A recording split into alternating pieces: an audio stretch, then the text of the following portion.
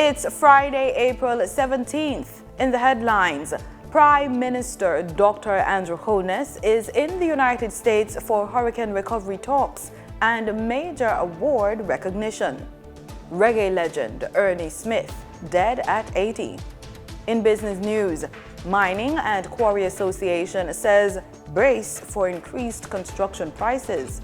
Regionally, UK visa threat over reparations sparks Caribbean backlash. And in sports, 4 Jamaican athletes denied transfer to Turkey by World Athletics Review panel. This is the weekend news on PBC Jamaica. I'm Simone Absalom Gale.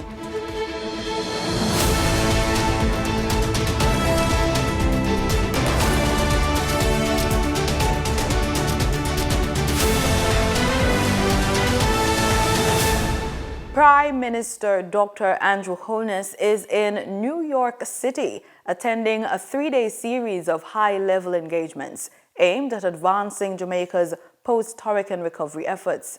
He arrived in the United States on Thursday and was welcomed by Jamaica's ambassador to the United States, Anthony Anderson, and ambassador to the United Nations, Brian Wallace. A key highlight of the visit is the Recover Better Conference, a 1-day forum focused on mobilizing diaspora support for national reconstruction following Hurricane Melissa. The event, led by the National Reconstruction and Resilience Authority, brings together government officials, institutional leaders, and diaspora representatives to drive solutions in agriculture, education, and diaspora engagement. On Friday, April 17, Prime Minister Holness is scheduled to attend the 29th annual The Legacy Continues Awards Gala, hosted by the American Foundation for the University of the West Indies in Manhattan, where he will be receiving the Legacy Award in recognition of his leadership and contributions to national development. Before he left the island, Prime Minister Dr. Andrew Holness handed over 34 serviced lots in the Cherry Gardens housing development in Kitson Town, St. Catherine. The move is part of the government's push to expand access to affordable housing. The lots were distributed to contributors of the National Housing Trust, NHT, marking another phase of the 193-lot development.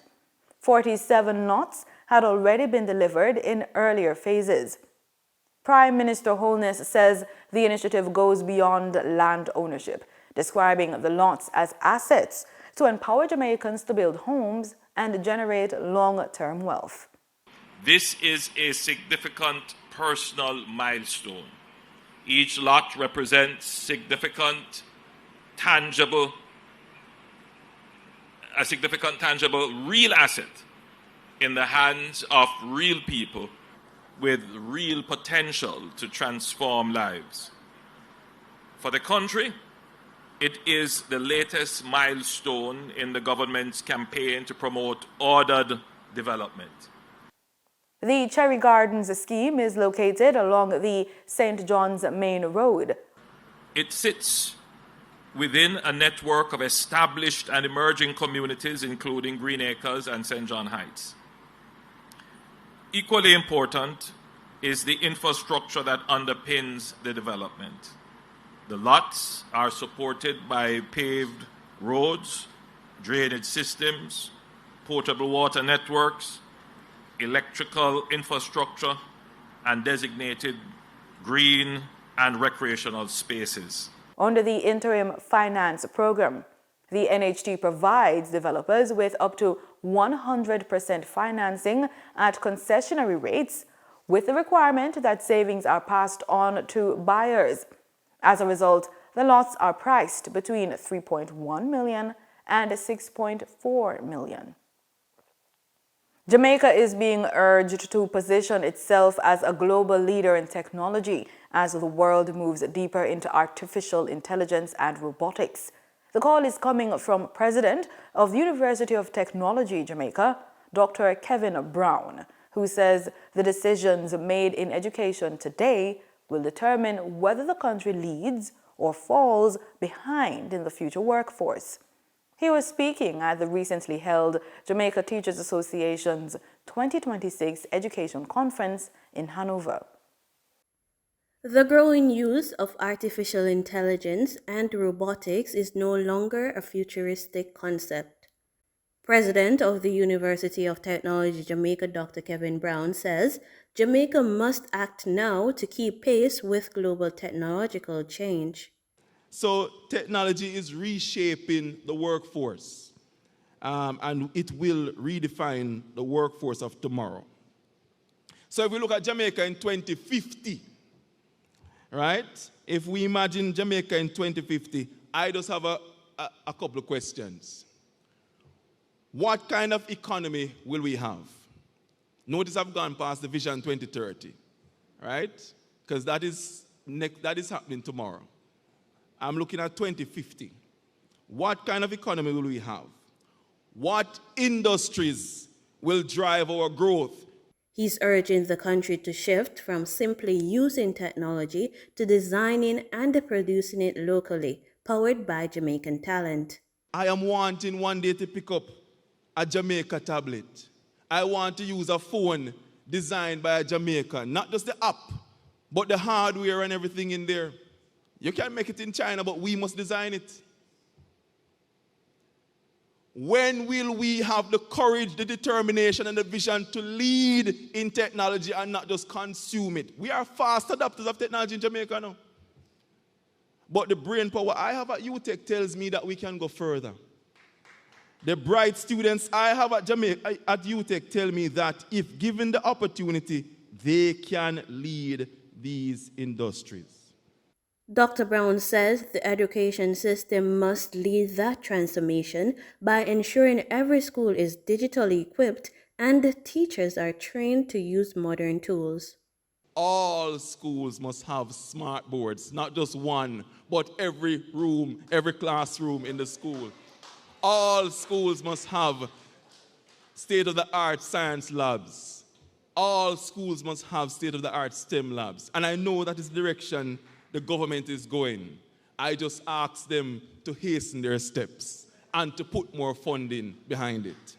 Education leaders say the future of Jamaica's economy depends heavily on how quickly the country modernizes classrooms and equips students with the skills needed for a digitally driven world.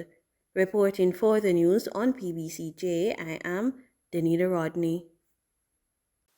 Veteran Jamaican singer-songwriter Ernie Smith has died at the age of 80. Smith, whose given name was Glenroy Anthony Michael Angelo Smith, passed away on Thursday at a hospital in Florida following a period of illness. Minister of Culture, Gender, Entertainment and Sport, Olivia Grange, paid tribute to the late artist, describing him as one of the finest contributors to Jamaican music.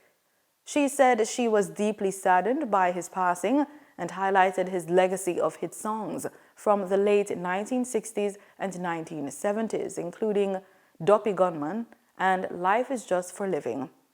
Minister Grange notes that although his voice has been silenced, his music will continue to resonate for generations. She also extended condolences to his family, wife, friends, and wider music fraternity. For his part, Prime Minister Dr. Andrew Holness says, quote, his unmistakable voice and powerful storytelling gave us timeless songs like Life is Just for Living, Doppy or Gunman, and Pitter Patter, which have become part of the soundtrack of our lives. Dr. Holness says, quote, he's established himself as one of our most gifted songwriters and performers, earning admiration both at home and across the world. Opposition leader Mark Golding also paid tribute, describing Mr. Smith as a gifted songwriter whose work captured the spirit of the Jamaican people and helped define a generation. Everyone has that one childhood moment that they'll never forget. In this week's Unfiltered, Chanel Matthews hit the streets to ask everyday Jamaicans about their favorite memories.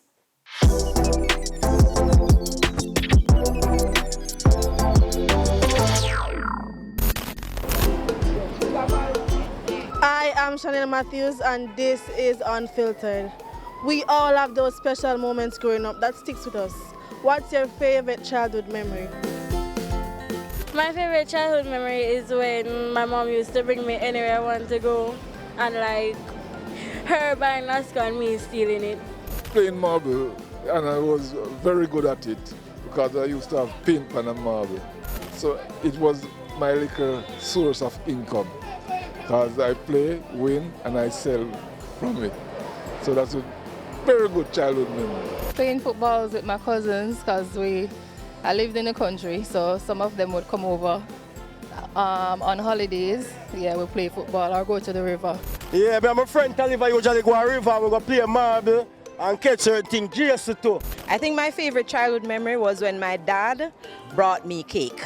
That's my favorite childhood memory. Because, you know, back in the day, I would keep parties for my friends. So when he brought me the cake, he would also bring a bottle of syrup, and then I would make drink and share the cake with my friends. So that's my favorite childhood memory.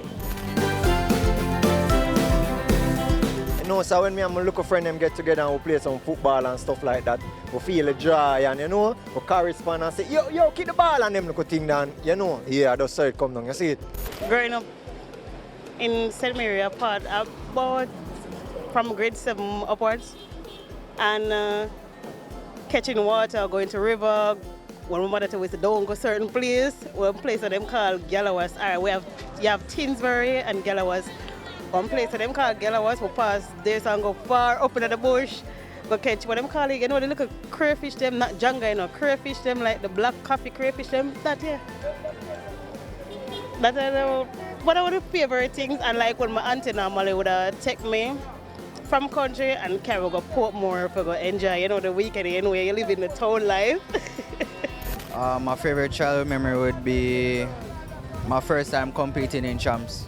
Favorite childhood memory would be that of my father taking me to school. All the way from Seaview Garden to Jesse Reparations South Camp Road on a bicycle. Every morning. Sometimes different routes, but just, you know, sometimes on a bicycle and your foot catching on the spokes, but that would be it. Well, for me, growing up, it was spending time with my grandma and looking forward to the cooking because, as you know, she had one chef in her kitchen. So, yeah.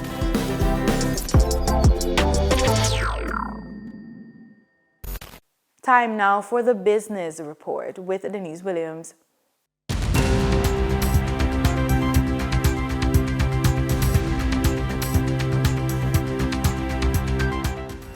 Welcome to today's business report. I'm Denise Williams, bringing you the developments shaping markets, capital access, and business decision-making across Jamaica and the region.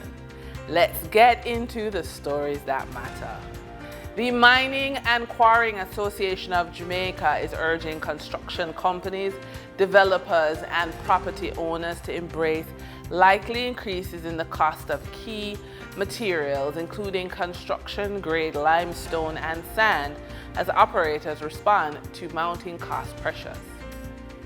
The association emphasized that any anticipated price adjustments are being driven by economic realities, not coordinated action, with rising energy costs, both fuel and electricity, placing sustained strain on production and distribution. Heavy processing equipment requires significant power, with some operators already facing monthly electricity bills in the millions, alongside higher fuel costs for hauling and export. These pressures come as the industry continues to recover from millions in losses caused by last year's hurricane, which disrupted operations and damaged infrastructure. Recent data from the Statistical Institute of Jamaica, Statin, shows the mining and quarrying sector declined by 37.5%, highlighting the scale of the challenge.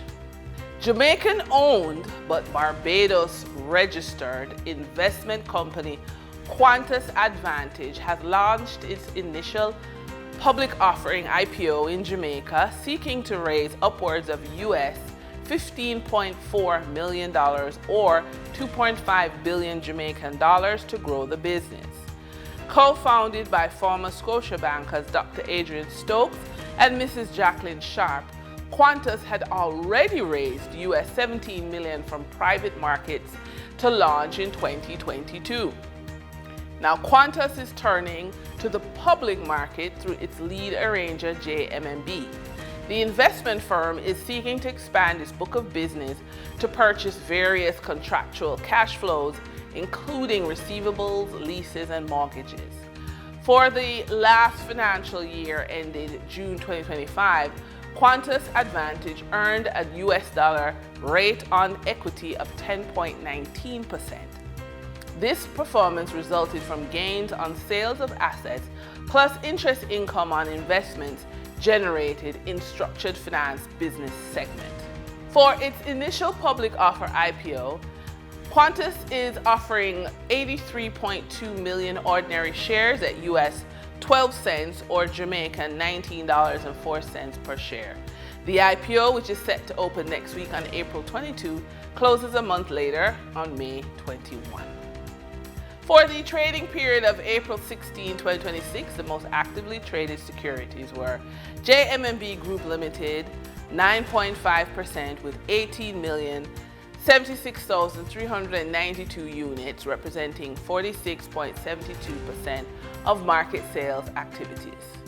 Trans-Jamaica Highway Limited with 4,195,688 units, representing 10.84% of market sales activity.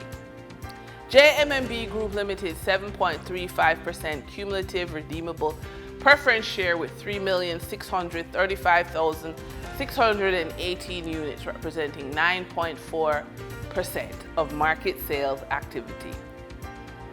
Investor activity remained concentrated in finance and transportation plays, signaling continued interest in dividend-producing and strategic assets. Turning to the foreign exchange market based on Bank of Jamaica data for April 16, 2026, Forex traders recorded significant activity with strong demand across major currencies. For the US dollar, trading margins reflected steady liquidity with the US selling at $157.51 and buying at $159.21. For the Canadian dollar, moderate gains supported by 26-cent transaction spreads. The Canadian dollar sold for $116.13 and was bought for $115.87. For the British pound, continued volatility offered short-term trading opportunities of $7.41 in profits for the banks. The British pound sold for $218.15 and was bought for $210.74. These movements underscore the importance of cash flow timing and currency awareness for businesses managing import costs, debt servicing, or overseas exposure. For our credit report tip of the day, stop waiting until you need money. Set up your banker system and your meeting rhythm now. Create a simple tracker, Excel, Google Sheets, with your key documents: income statement, balance sheet, cash flow, receivables, payables, and loans. Now, focus on the meetings. This is where most people miss the opportunity. Book a quarterly meeting with your banker and treat it like a business review, not a favor. Send your updated numbers at least 48 hours before and highlight 3 things: what's working, what's not, what's next. I want you to come into the meeting with your clear talking points, your current performance, any risk, and any upcoming plans that may need financing. And ask direct questions like, what would I need to qualify for more funding? Or how does the bank view my current position? This turns the meeting into a strategy session, not a status update. If you're planning growth, raising funds, or managing tight cash flow, move to monthly check-ins. This keeps your banker aligned and avoids delays when you need quick decisions. Use the meetings to stay visible, get guidance, and position your business early. When your banker is already up to date, you don't have to convince them. You're simply moving forward. And that's today's business report. I'm Denise Williams, bringing clarity to capital, markets, and strategy. Until next time, stay informed informed, stay intentional, and keep building forward. See you soon.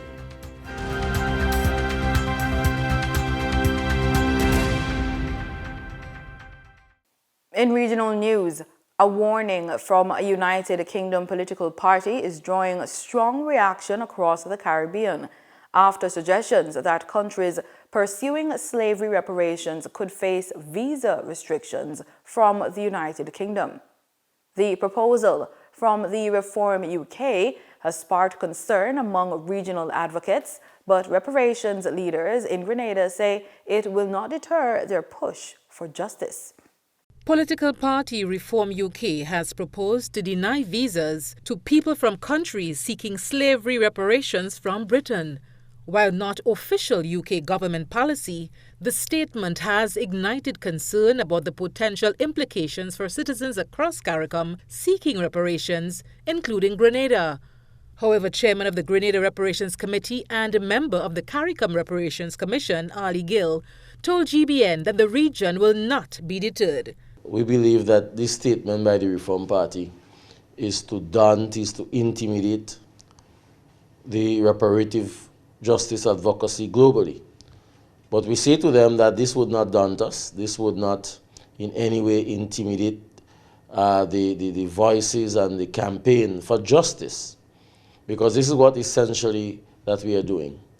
And to think that, one, they have colonized these countries for centuries, they have exploited the labor, the resources of these societies for centuries, that a visa is now a privilege to enter their society, seems to me not just hypocritical, but it's a punishment to the victims of the descendants of the slave trade and slavery.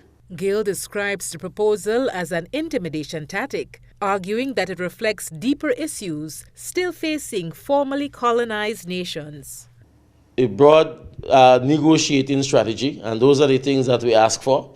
But we believe that some of it, of what is in the 10-point plan, is non-negotiable, like the apology. And what we've said to them is that areas of economic development is what we are interested in, so that it is not an exhausted list, but we are prepared to listen, and we are prepared to ourselves as well, and our experts in the region, as well as, in areas in which these developed countries can assist our countries to develop. CARICOM's reparation campaign is guided by a 10-point plan, which calls for measures including formal apologies, debt cancellation, and development support to address the enduring impact of slavery and colonialism. Regional advocates maintain that the push for reparations is grounded in justice and international law, and not politics. The development come mere weeks after the UN recognized the transatlantic slave trade as the gravest crime against humanity, and raises questions about how far countries like the United Kingdom may be willing to go in responding to increasing global calls for reparatory justice, and what that could mean for diplomatic relations with the Caribbean. For GBN News, Janelle Dick. A sharp diplomatic and domestic dispute is unfolding in Guyana after Vincent Alexander, chairman of the International Decade for People of African Descent Assembly, Guyana, strongly criticized the People's Progressive Party Civic Administration's participation in the UN Permanent Forum on People of African Descent in Geneva. Alexander says the government's presence at the forum is a symbolic facade that contradicts its treatment of Afro-Guyanese organizations and communities at home. Vincent Alexander, chairman of the International Decade for the People of African Descent, IPALG, said that any government who does not promote the rights of people of African descent is dubbed hypocritical. And that is highly hypocritical, because here is a government which cannot point to any specific thing they have done, policy-wise, project-wise, program-wise, in relation to the International Decade for People of African Descent. Alexander was responding to the 5th session of the Permanent Forum on People of African Descent attended by Ministers Vanessa Ben and Stephen Jacobs. The IPALG chairman, when asked why was his organization absent from the plenary session, gave this response. but one has to have the financial resources to attend. It costs approximately $5,000 for every individual who goes to that forum. And that is the only reason why PBCJ was not in attendance. Ben, the Junior Minister of Housing, in her address at the plenary session, stated that pursuing equality is essential to correct centuries of injustice. She further reaffirmed Ghana's strong endorsement of the Durban Declaration and Program of Action. It is imperative that there is global solidarity in ensuring that the rights and aspirations of African descendants remain central to our global human rights agenda and not merely symbolic. We must elevate to actionable, binding commitments. Alexander posited that the government of Guyana's representation at the forum does not align with its touted objectives, pointing to the formation of APAD, a group attempting to overshadow the efforts of PBCJ. He noted too that this group is not focused on the advocacy and rights of Afro-descendant population in Guyana, and to solidify his point, recalled the funding of PBCJ by the government. PBCJ, an organization which represents 672 African Guyanese organizations, they refuse to even have a conversation with us, apart from the fact that they have withdrawn the subvention. The fifth session of the Permanent Forum on People of African Descent is taking place in Geneva from April 14 to 17, 2026, on the theme, Expanding Human Rights for People of African Descent. Many pundits have questioned the government's policies and vision for Afro-Guyanese given the demolition of homes in communities such as Mocha Arcadia and Friendship. Antonio De reporting for the HCP Nightly News. In sports, we lead things off with some athletics news. The Jamaica Athletics Administrative Association has responded in a statement to a decision by the World Athletics to block the transfer of allegiance of 4 Jamaican athletes to Turkey, reaffirming its support for the athletes while maintaining it did not oppose their move. On Thursday, the World Athletics Nationality Review Panel rejected applications from 11 athletes across 5 countries, including 4 Jamaicans, seeking to switch allegiance ahead of the 2028 Olympic Games in Los Angeles. The Jamaicans affected are Olympic discus champion Roger Stoner, long jump medalist Wayne Pinnock, shot put medalist Rajendra Campbell, and triple jump star Jaden Hibbert. Trinidad and Tobago's senior women are facing a must-win encounter this Friday as they look to keep their qualification hopes alive for the CONCACAF Women's Championship and the 2027 FIFA World Cup. And we know that there's going to be tough periods in the game tomorrow that we're going to have to suffer like we talk about it. There's going to be periods where we're going to have to suffer without the ball, but it doesn't mean that that's a bad thing. It just means that our work rate and work level has to go up. We have to keep working together, and hopefully when we regain possession, then we have the calmness and the ability then to play attractive football, move the ball around and try to create chances for ourselves. And that's it for the weekend news. Pleasant viewing.